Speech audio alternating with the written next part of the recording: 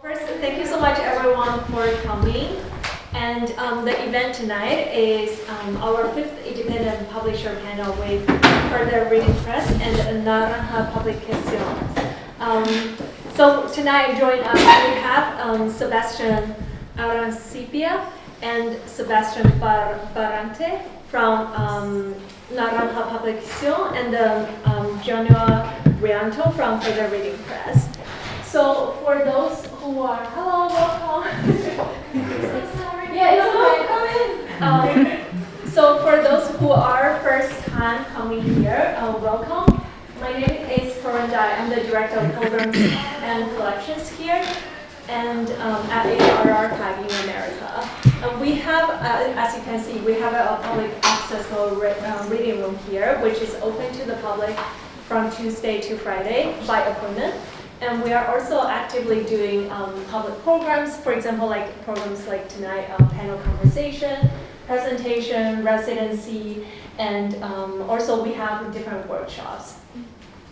So, and as I mentioned earlier, our mothership is actually based in Hong Kong, and we have a much bigger physical materials there. Also, they have a much bigger reading rooms in comparison to us.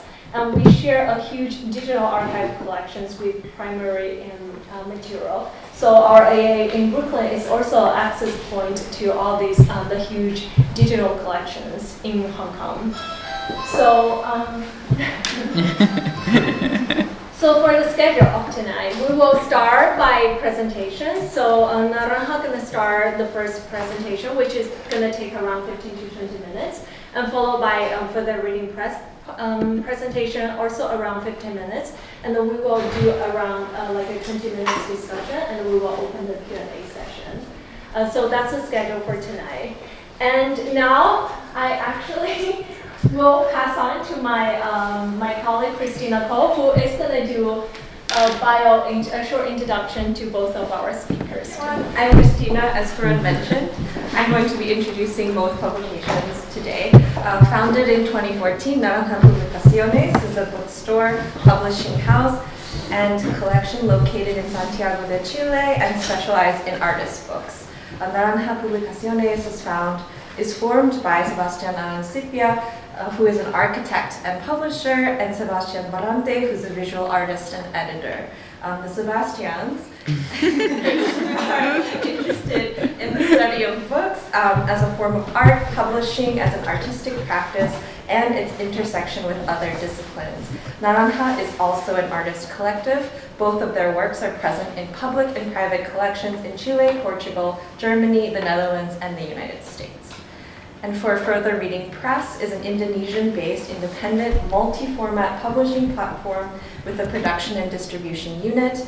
Further Reading Press seeks to engage in discourse within design practices by exploring the wider context through various program experiences, such as online publication, printed periodicals, pop-ups, and residency on topics relevant to and within Southeast Asia, as well as globally.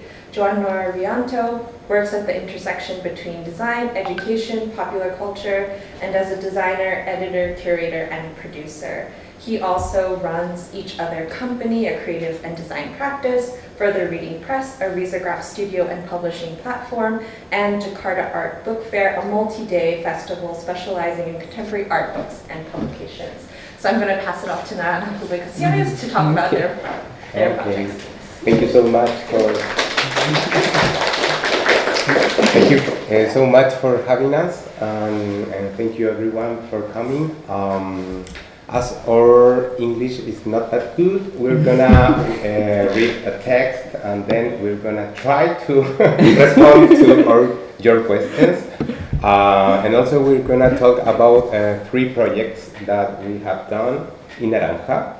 So I'm gonna start.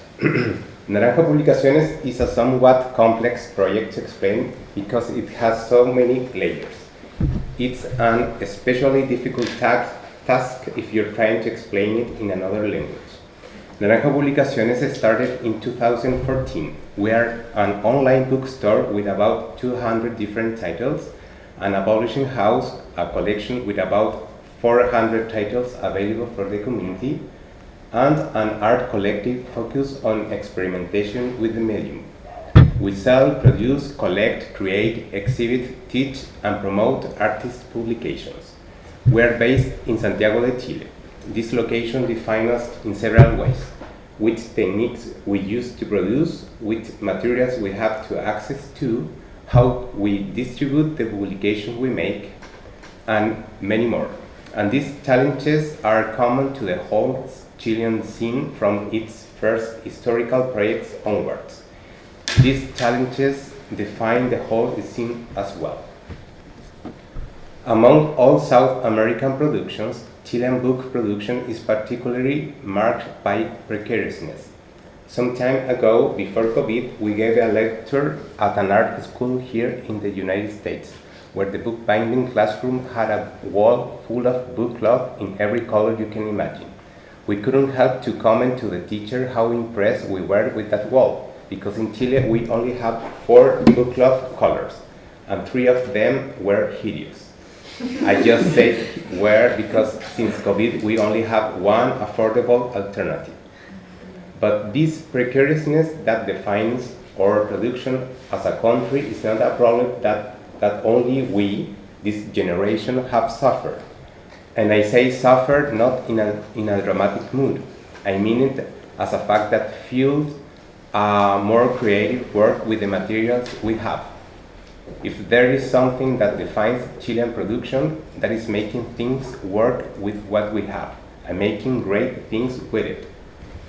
The first historical projects in the artist publishing field were related to visual poets and male artists. The first publishing house in this field was called Ediciones Mimbre, like Wicker Editions in English, and was led by the artist Guillermo Deisler, whose books were known very well due to the facsimile reissues we have published since 2019. Mimbre was located in the north of Chile and in only 10 years published more than 50 books. This is quite a feat considering the high geographical, political, and economic centralization of our country, whose resources flow and concentrate only in the central area. This production probably endured the same scarcity of materials we have today in Chile, and may have implied using creatively the materials Deisler had, the skill he learned during his studies of engraving, and the tools he could invest in to achieve more independence in the production. One of them was a little letterpress that defined the maximum dimension of Mimbre's book production, a square format of 8 inches per 8 inches, like this. Naranja, like all contemporary Chilean publishers, inherited this lore. Since 2016, we have published about 30 books, and today we want to talk to you about 3 of these projects. So the first project we are going to talk about is Secreto by María Luisa Portondo. Secreto is a project by María Luisa Portondo, is a Chilean artist who traveled the world with an installation that was born by looking for reasons to understand a secret that her father kept until his death. In each city, the artist set up the installation with a basic rule. If someone wanted to read a secret from the archive, they had to anonymously disclose a secret of their own. During the process, she promised the confessors that once the project was finished, she would release a book. So, after 3 years of constant travel, María Luisa contacted us in 2019 to present us the project, which we loved, and we thought it was in line with Naranja's work. The main challenge we had for this project was to learn how to manage an archive as powerful as one María Luisa has. About 2,200 secrets were collected in more than 18 countries and were written in more than 20 languages. Would we make a book with all the secrets? That was our first impulse. However, the Chilean uprising in 2019 and the COVID crisis forced us to rethink the project completely. We sought economic and technical feasibility for the project. That's how we went from a book which would have recorded the full archive to one that articulates the full narrative from a sample of secrets and at the same time captures the gestures and subtleties of the secret as an intimate and social phenomenon. That is why we thought of a way of translating these gestures into the book itself. The selected secrets that respond to a geographical, linguistic, and thematic diversity are not available to the reader at first sight. The book must be read for each secret to appear. So, each one of them is guarded until the reader feels it is the right moment to access these messages. In this way, once the secret is revealed, the book is never the same again. It has been materially transformed. We are interested in this aspect since the project had this subtitle, Collective Liberation. The twofold dynamic of the installation, which included reading and writing secrets, acted as a space to reveal the secret. The book translates into a treasure that must be released. So the second one is called Grr by Guillermo Deisler. Grr like the onomatopoeia. Grr is the first book published by Chilean artist called Guillermo Deisler in Ediciones Mimbre.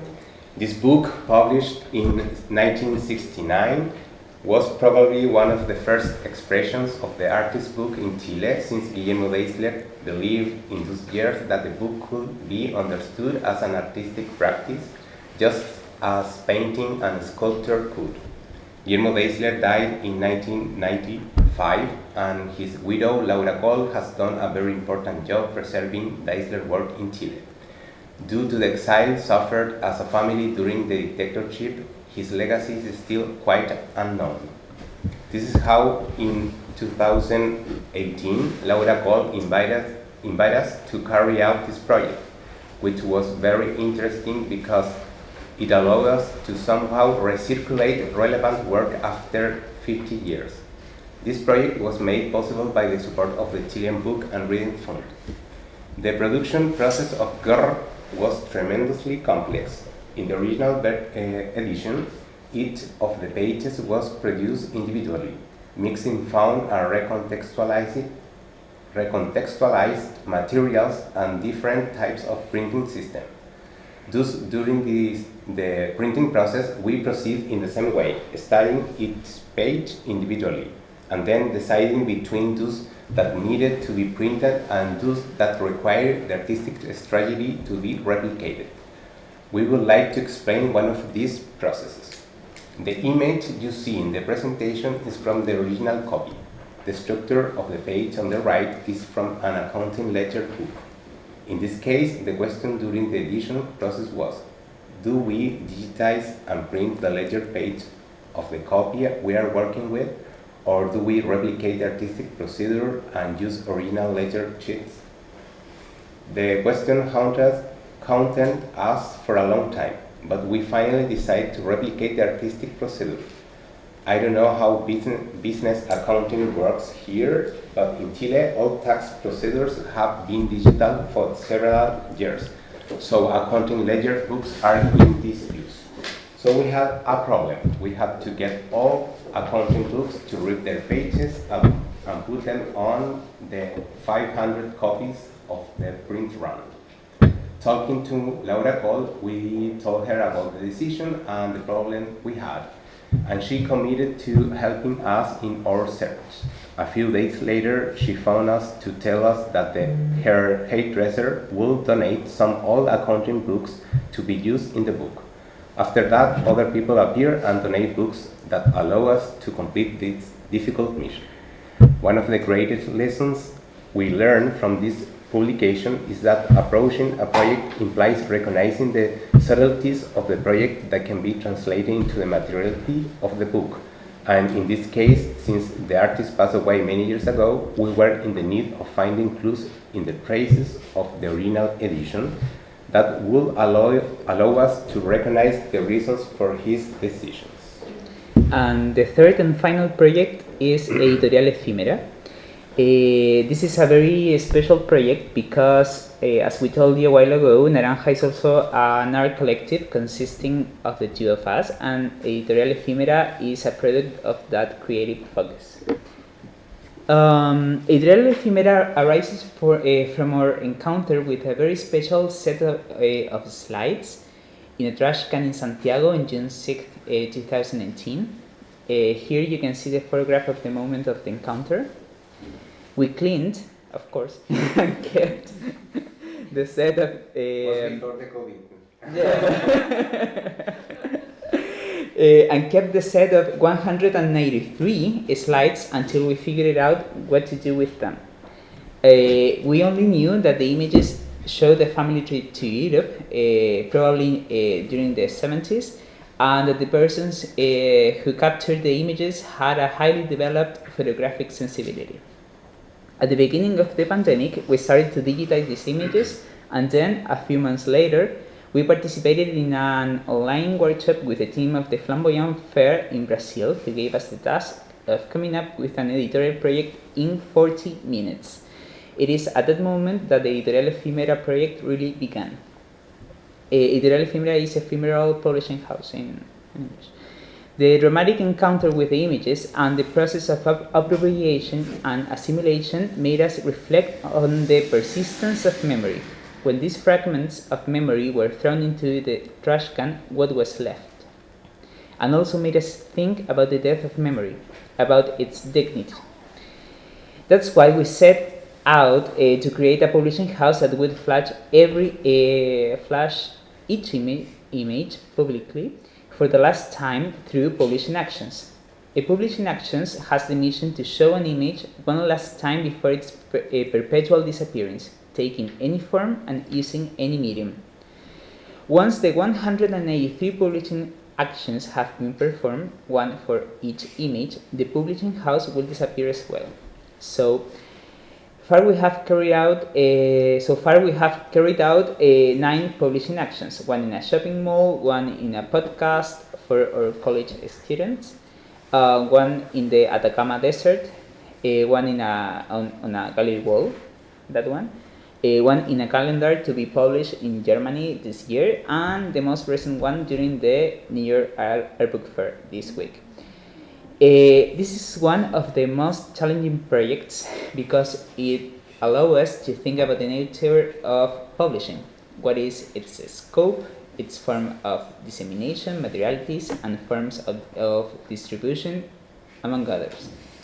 If you want to visit the updates of the project, you can visit this website.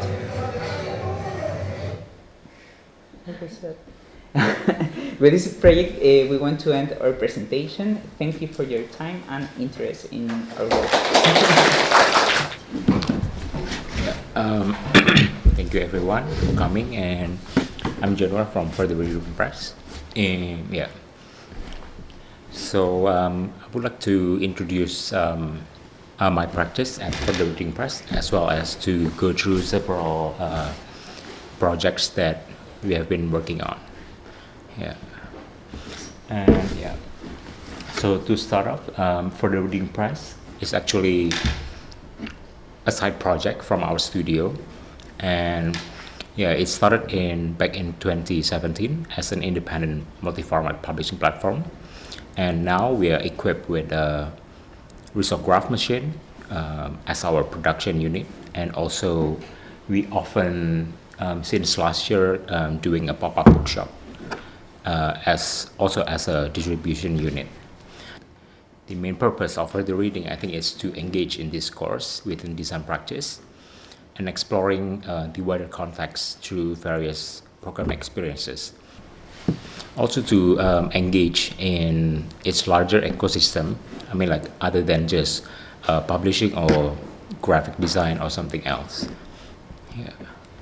These are several program and projects that we are having under Further Reading Press. Mainly, we are focusing now on printed publications.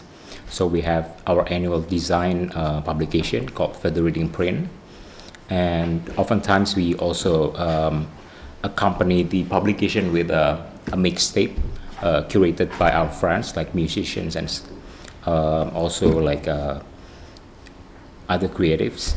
And recently we are working on a project called Further Reading Zine Series. It's sort of like an irregular artist publication. We currently have one published, and we are also working on like around 3 zines at the moment.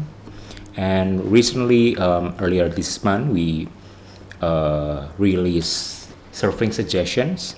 It's set to be a biannual food magazine exploring culture through food mainly in Southeast Asia.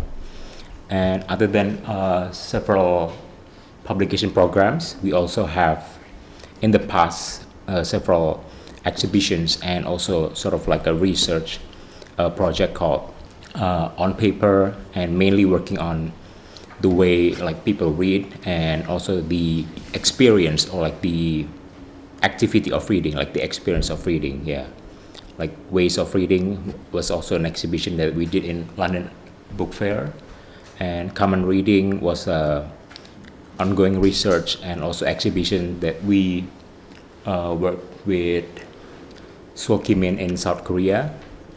And other than that, we have kiosks. We call it like a temporary book space that we oftentimes it adopts the behavior of a pop-up shop. Like we sometimes do a pop-up bookshops in like could be like a restaurant or like a concept store or like a gift shop.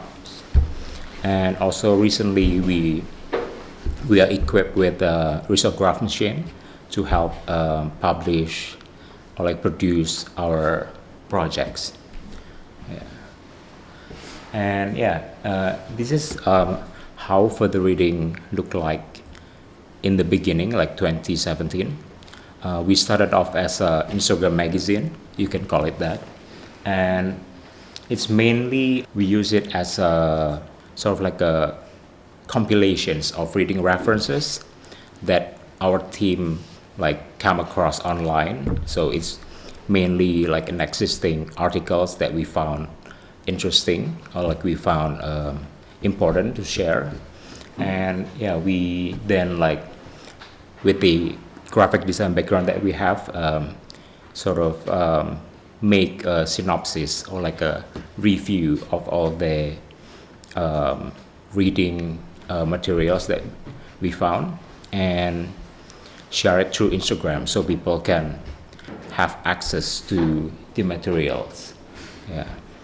And these are several segments that we have for our online at the Instagram. Like we have a segment called Appendix. It's more like a supplementary material outside the current conversations.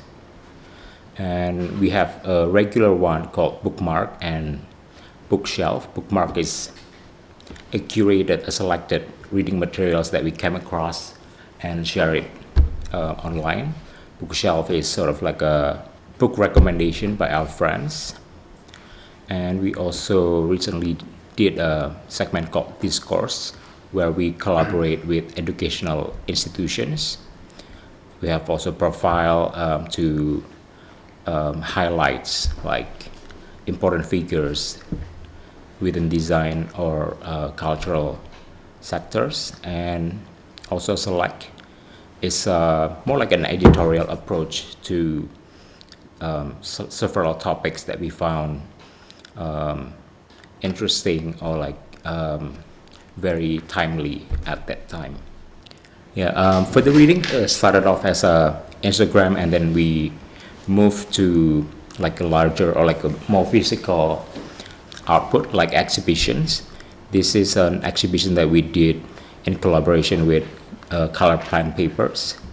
So it's called On Paper, and we basically help them to curate the exhibitions and sort of insert our ideals or like our main concern and further reading to the exhibition. So we help curate several creatives from architects to fashion designer to arts and printmaker, and to develop a paper-based artwork that was built upon literatures or readings. So it sort of translate reading materials to a spatial format that is exhibitions. So from the literatures or reading materials, it's manifested through a 3D or like a spatial format. Like these are like a weaving made out of a paper, and these are at the back. There is a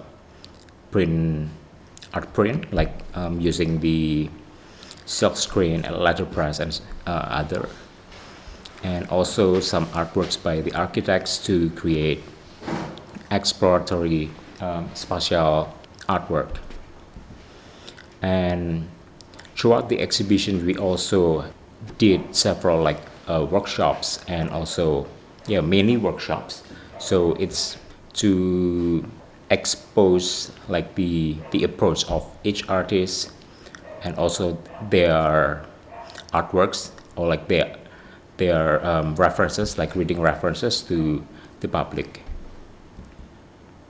And this one is an activation or like an public intervention that we did at the London Book Fair. So back in 2019, Indonesia was chosen as the guest of honor in London Book Fair, and we did sort of a collateral exhibition slash activation slash public interventions. So the main idea was to explore reading through like non-textual ways. So we mainly like encourage people to like observe and read the surrounding, like through shapes and like maybe colors or like movements and anything other than text. So we created this super abstract objects and carry it around the town. So the main idea was to distract the attention of people, and in a way that to engage or like to sort of like trigger or stimulate the like people to read the environment rather than to focusing on the text.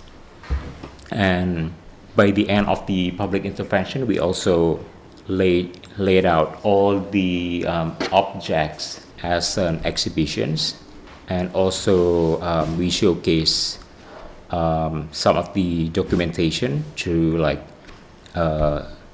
slideshows at the back, and also we produce some visual printed publication and handout that is mainly a documentation of the program. And during the same year, in 2019, we also published our first printed publication. And this one,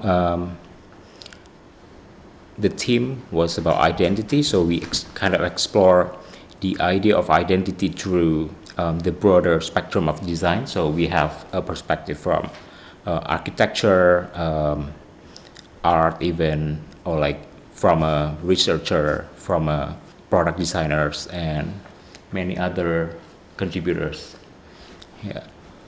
And along with the publication, we also did several activations or like a pop-up and other, we can call it activations. So basically it was to introduce or like to bring the book closer to the audience. So the main reason I think was because books are, like design books or like art books are not very common in Indonesia.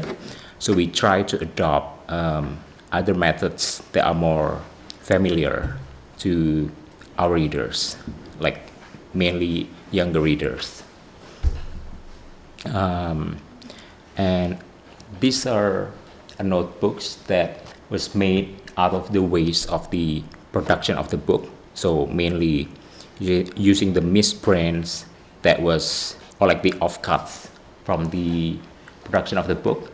So we made it exactly the size and also the binding and also the same paper. So this notebook is to write, and while the other book, this book is to read. And these are some other gimmicks that we did, like a book-shaped cookies. So the main idea was to how to like complement the activity of reading. And this is the second publication that we did, we discussed about the idea of boundaries, again like with a diverse contributors, like from we have graphic designers, again like artists, researcher, writers, among others.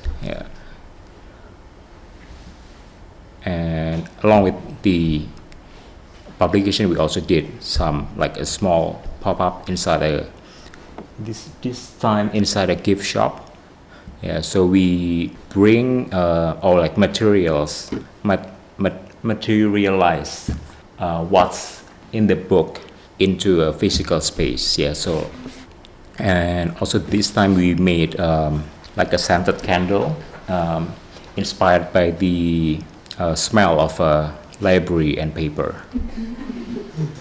So it's the idea was to create like what's an object that can transcend the boundaries. So I think like the smell is one of them. This one is from our zine series. This is the first zine that we made.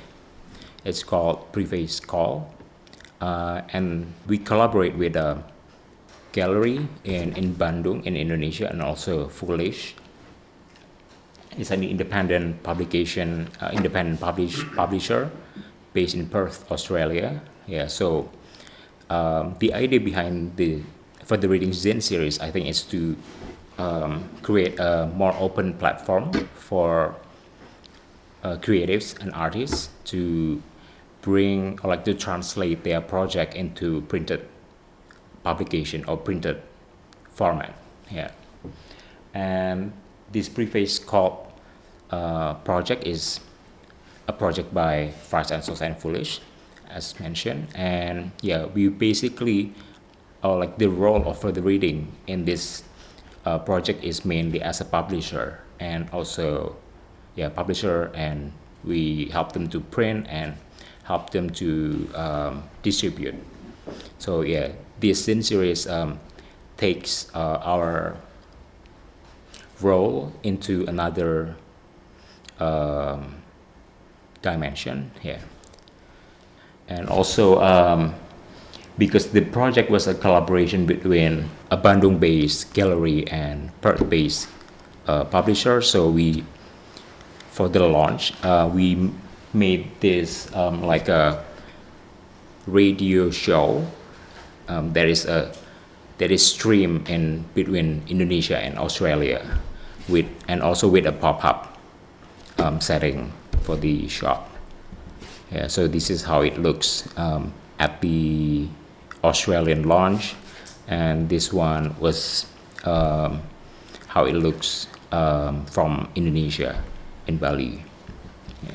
And this is one of the latest publication, like for the reading print number 3. And this time we discuss about focusing on graphic design, but through mainly Southeast Asian perspective. So again, like we have type designer, graphic design, architects, even to discuss about their point of view of graphic design, or like what they think as graphic or like graphic design. In this publication we have around 20 contributors, and I think around 80% or 90% are from Southeast Asian base. And also as mentioned, we also have for the reading sound. It's mainly to accompany our publication, but through like the medium of sound. So like for the latest publication, we have our friend called Munir. He's a DJ, and his focus was on Southeast Asian sound and archives. So we often do a collaboration with like sound artists or like a DJ to help explore the theme of the publication through the medium of sound. Again, like the reason is also to bring or like to bring the, like, make it more familiar to the broader audience. Yeah, you can find it on mixcloud.com/furtherreading. And also recently we also released this project. It's called Surfing Suggestion. It's a publication or like a magazine reading into culture through food. Yeah. So I mean the main reason, I think, because food is one of the most common medium for like exchange stories or like discuss about culture or like behavior and stuff like that. And especially in Indonesia, I think food is very much celebrated, like as a food itself, like whether it tastes good or like it is mainly used in many cultures in Indonesia as they are like in cultural celebration and stuff like that. Yeah. And lastly, this is kiosk. Kiosk is a temporary book space. Again, like due to the there are very limited or like very little bookshops in Indonesia, like especially in bigger cities like Jakarta and Bandung, and even like from last year, since the pandemic, many of the bookshops are closing down. So I think it's a good idea to start exploring the idea of bookshops, whether like how is it like a bookshop nowadays should look like. So we try to explore the idea of a temporary book space, and we oftenly did a pop-up in places like gift shops or like cafe, restaurant, or like concept stores. And this one is at the gift shop. So we have sections at this shop where we display like books we publish or books we carry, mainly within the theme of architecture, art, theory, criticism, design, food, visual culture, and entertainment. Yeah, this is another one that we did inside a concept stores, like with a modular shelving. Yeah, I think that's it for tonight. And yeah, this is some of the Instagram hashtags. Yeah, you can explore. Yeah, because we also like classified our project based on hashtags. Yeah, so just to like for digital archives. Yeah, thank you.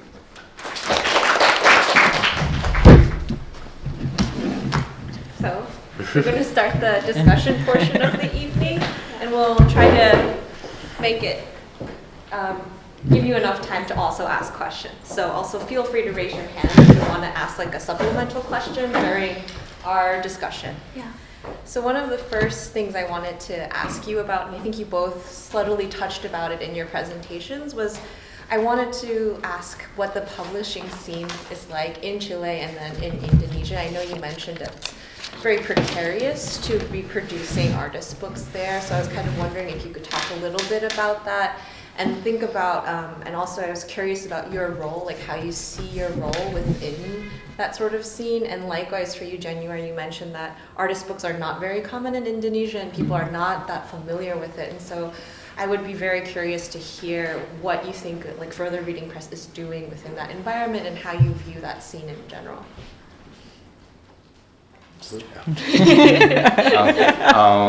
Yes, in Chile, I think there's a lot of publishers, small publishers, but in the field of artist books, I think we are like the only one, or there's like two more, but very small. But with publishing house structure, I think there's a lot of artists who self-publish, but the publishing houses, Per se. a few. Because it's, how we said, it's very difficult. We are very far away, so the materials that we have also are very expensive. But I think there's a lot of creativeness in there, and also I think there's more field for fanzine or scenes,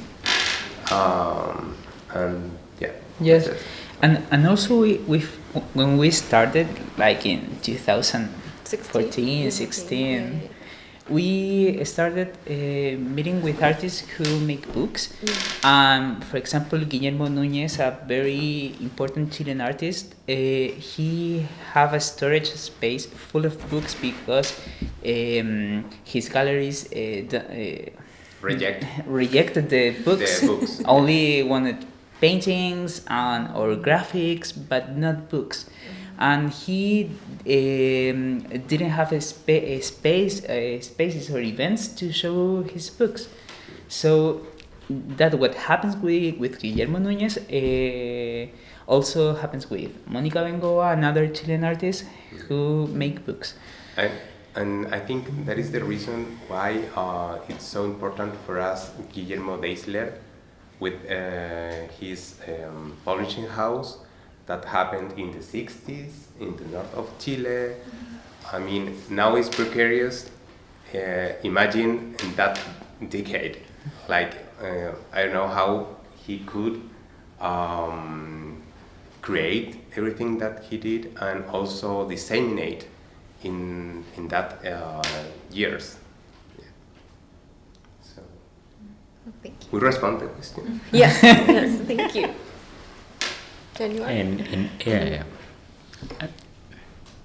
similar to Chile, I think, like in Indonesia, there are quite a lot of like numbers of independent publishers, but mostly they're focusing more on like literatures or like popular literature, like poems, prose, like novels and stuff like that.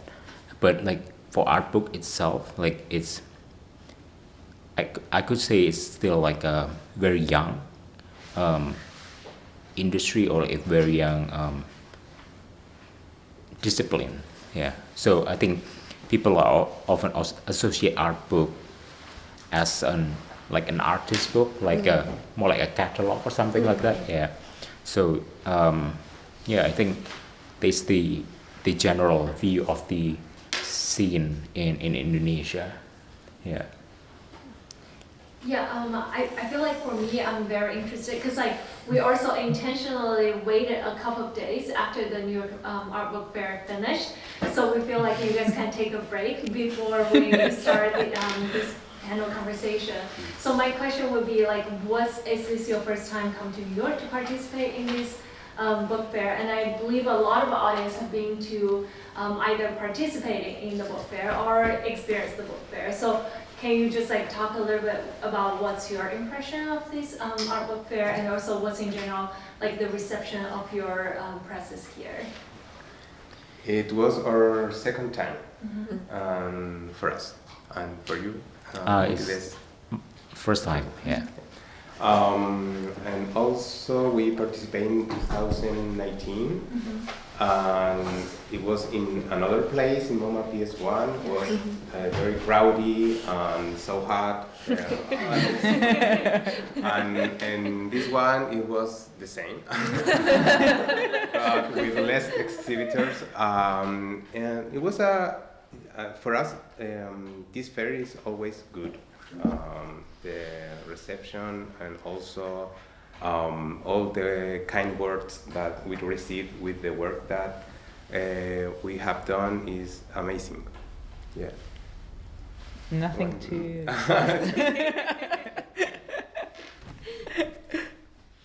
And general for you? Yeah, it's our first time and a bit overwhelmed with the fair because of the size, and also the size of the fair, like a lot of exhibitors, maybe 300 or something. Yes. Yeah, and also the audience, like the visitors. Yeah, but we we were lucky like this year. So this was our first time to apply for the book fair, and then we got we applied through the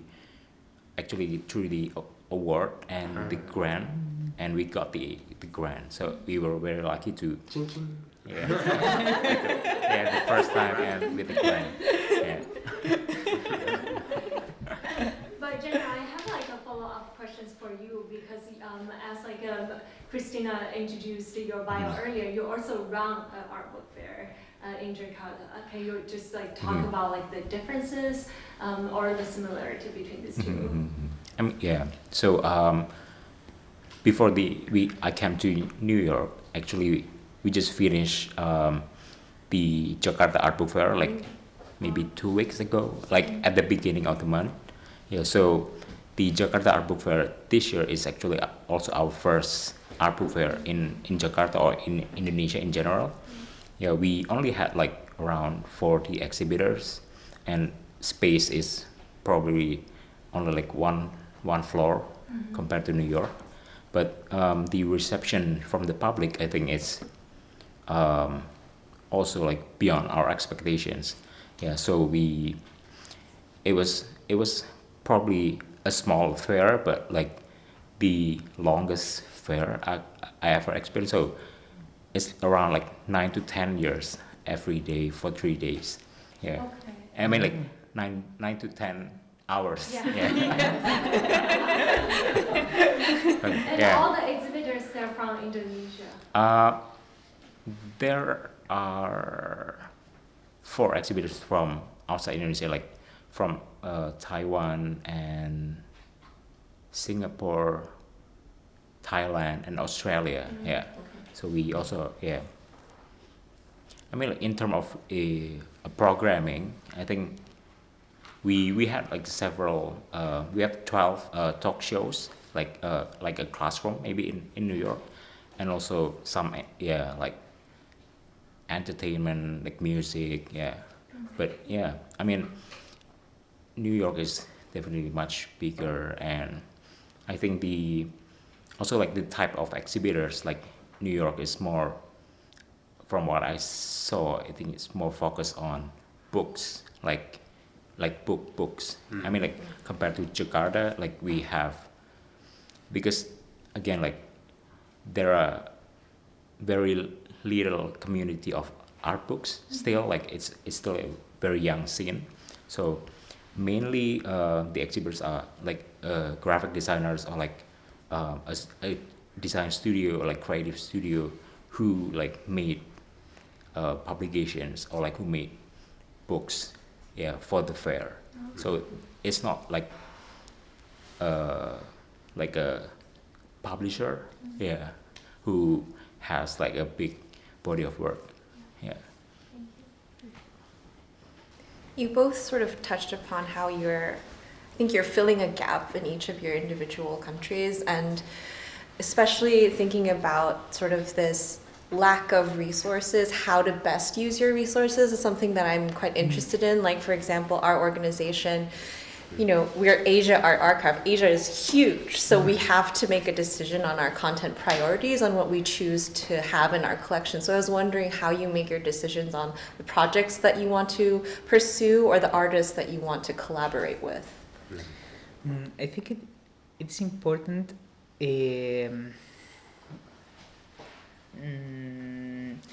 the relation that we can create with the authors, because it's really intimate and it takes a lot of years sometimes.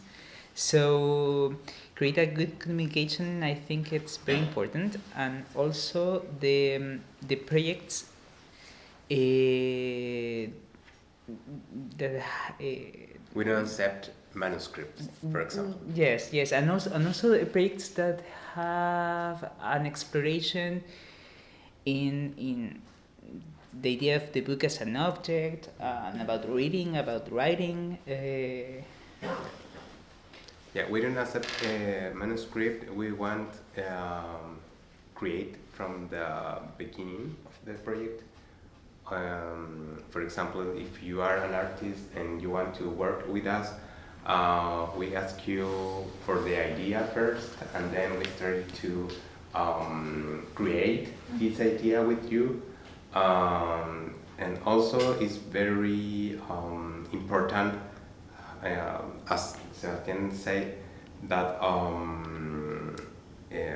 has to be a relation with the book as a form, but also an exploration to other medium, like video or Performance, installation. yeah, or sculpture, other volumes. Yes. And Januar? For our publications, because we mostly created our like sort of the curatorial or like the editorial approach for each of the publication. We always like make a discussion or brainstorming within the team internally before or sometimes we also like have a conversation with our friends or like whether they are designers or like people in general or like maybe curator or something. So after that then we narrow down our discussions and come up with a single theme. And then from that we usually now we reach out to people that touch upon the subject or like the practice, we started like casually ask them whether they have a specific topic or like a specific project that relates to the topic and would like to share some of their perspectives. And also we at 3 of the publications or like 4 publications we also have this open call.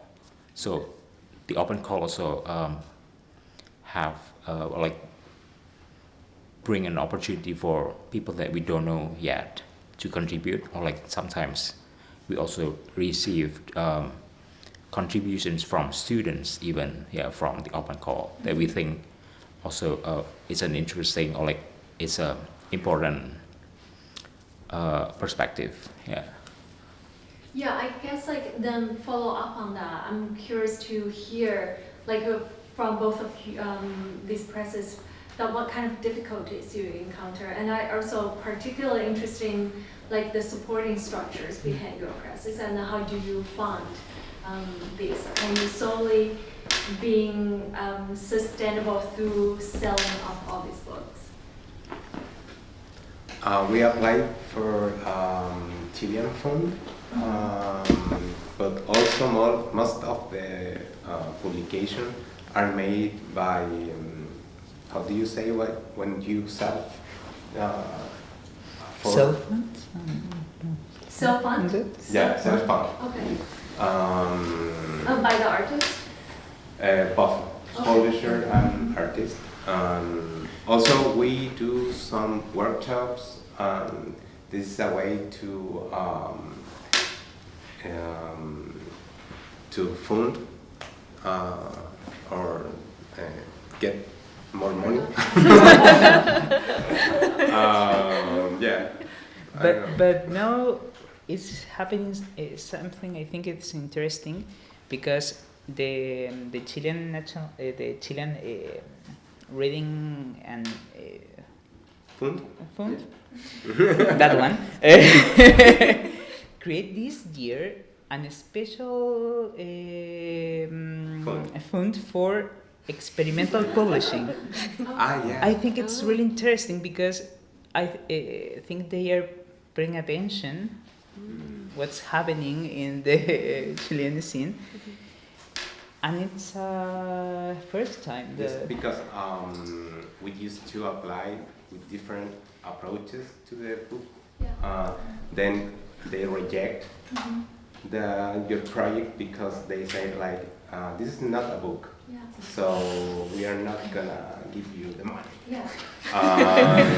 And then you try to, like, the artist book has this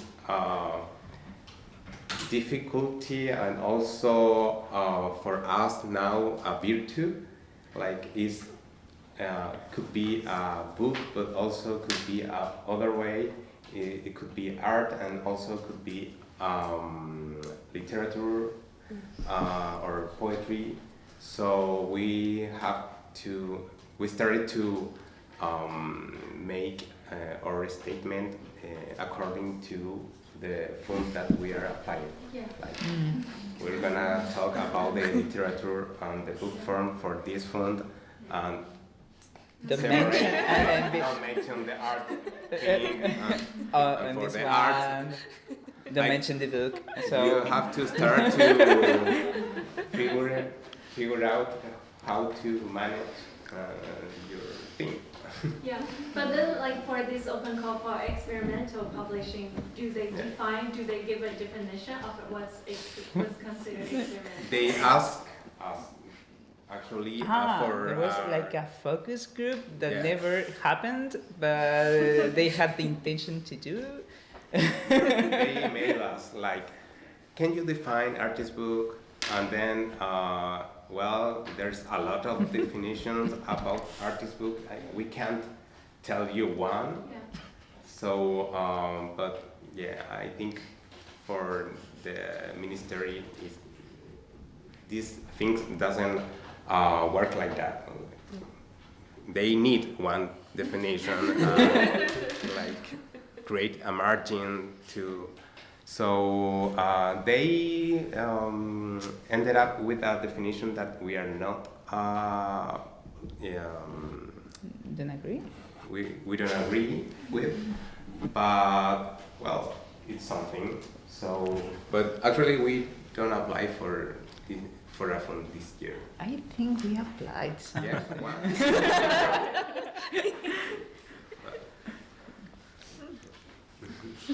And Januar, can you also talk about? Yeah, for the first 3 publication that we did, it was mainly self-funded. So we used the money from the design studio to fund the project. But then like it gets a bit like tricky like every time. So yeah, I mean that's why we created a surfing suggestion.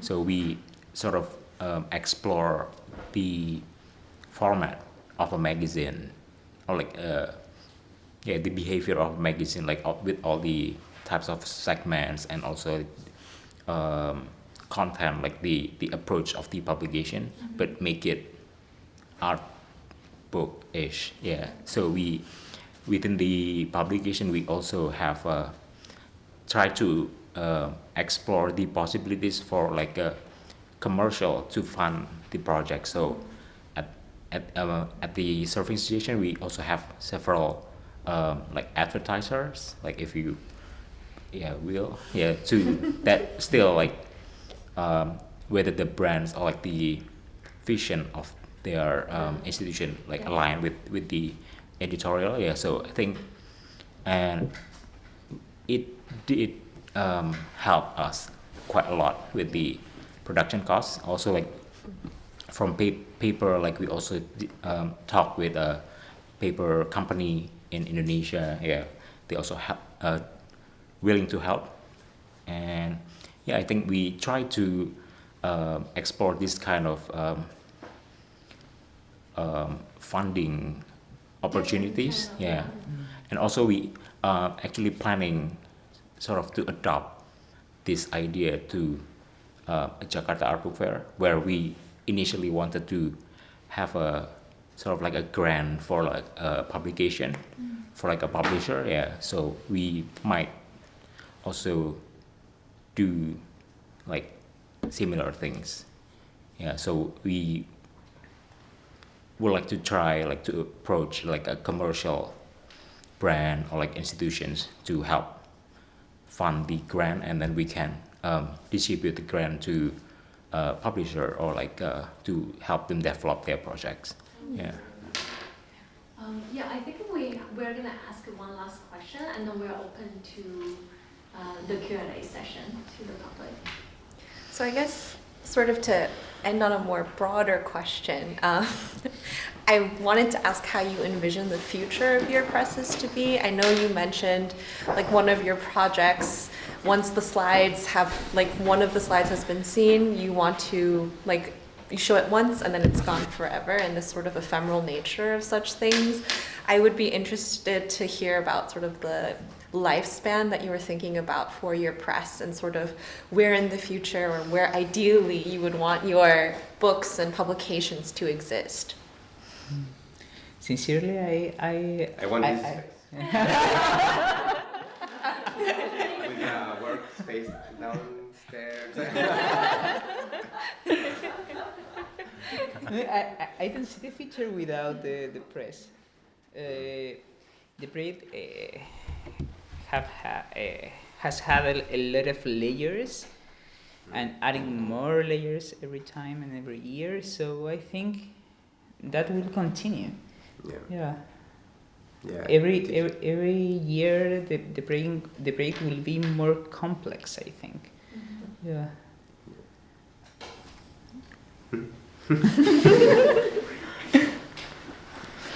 For me, Yes. I mean, I just wish I can still continue doing it, but also like from what we saw at the Jakarta Art Book Fair, I think the enthusiasm of the public and also the like local makers or publishers is like very big actually. So I think I'm quite optimistic that we can slowly like nurture the ecosystem, the industry. Yeah. So with that, I think also help us like publishers to sustain like in the long run, hopefully. Yeah. Can you add something? Yeah. Because our project is very like domestic, familiar project. We work in our apartment. We have our workspace in our place. So we go to bed and then we wake up and we see books and then we start to. So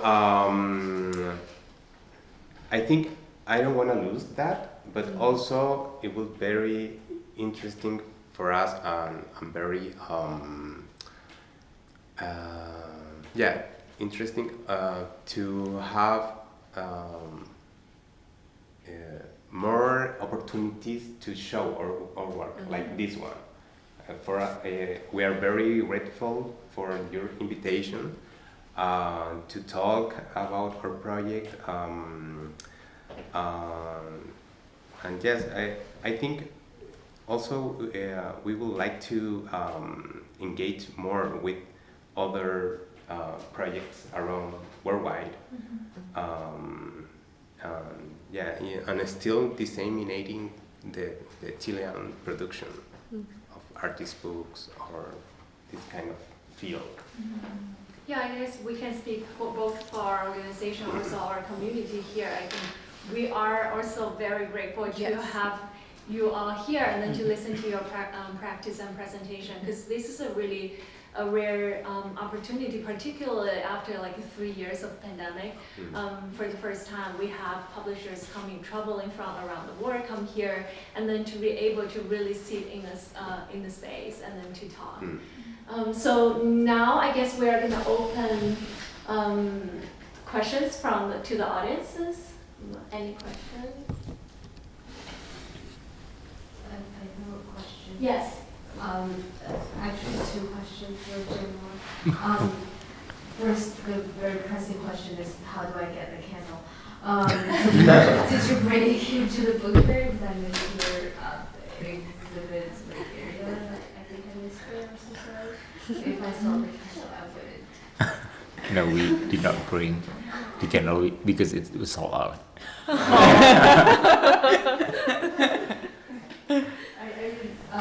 Do you have any like online stores that Is that the second question? The second question is related to the number 1 and number 2, like the red and the blue. Like, is there a color theme for like all of the publishing thing? Because I noticed like in the second one it's like everything is blue. book. Mhm. So do you have like color Oh. for each? Actually, the color was chosen because of the production method that we use. Like we use risograph, and we only have 5 colors, I think now. Yeah, so yeah, we make use of the limitation of risograph to make it more interesting, I think. Like make it like color coded and stuff. Yeah. Yeah, I And guess you didn't answer. the online shop. Yeah. We don't have an online shop yet, Okay. but you can always email us. Thank you. Another, yes. I'm interested to know about the secret project and how people, the participants, responded to having their secrets potentially revealed. Can you repeat it? How did the participants who had submitted their secret in exchange for the artist's secret, right? Is that how it works? Yes. Yeah, so, and then in the end, their secret was published in the book. Participants must fill a survey, and the last question was if they allowed to To be their a secret. secret to be published. So the secrets that that didn't have that permission weren't published. And the ones that were published were anonymous, or with the names? Yes. Anonymous, yes. So it's kept secret. Yeah. I actually have a follow-up questions on that too, because we were just like interested also in the language that you're using in your publication, because most of them are Spanish, right?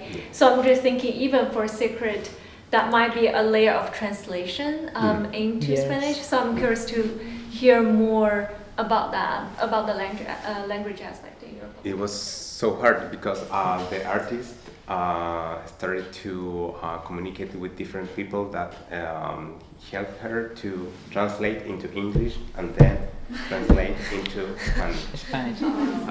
So maybe we lose some meaning of the secret, but also we try to translate some of them from the origin language into the Spanish too. Yes, that's it. But Was- in our books, sometimes we try to make them bilingual, English, Spanish, but most of them were Are in published Spanish. in Yeah. Spanish. And also, some of them doesn't need any language like an explanation or something. Some of them, for Are really example, visual. the publishing ephemeral publishing house catalog are just images. Yeah. So yeah. Another question?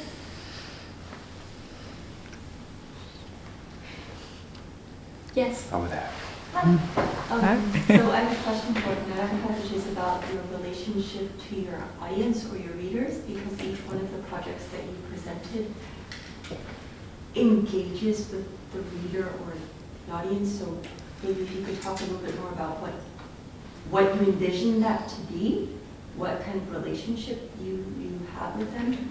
And then for further reading, how do you manage so many projects? They're all over the world, so how? Yeah, it's a difficult one because most of them, most of the books that we have need an explanation. And needs also an activation Yeah. from the reader. In the first book, I need to know what happened exactly when someone is reading the book. But now I think I'm more interested in the potential reading than the exactly thing that happened. Because we designed the books with some activations. but maybe can appear more activations that those that we have designed. So I'm really interested in the potential readings more than the real readings. Of how the reading should be. In a Yes. Guillermo Deisler did some instructions for some books that he made in the 60s with the stamps like imperative verbs like do this, Do that. do that. Do something. But I mean, in the beginning of our project, I was very concentrated in focus on what you're gonna do with the book, and the book should be read in this way. But now I don't care. Like you can burn it if you want to, and it should be okay. Yes.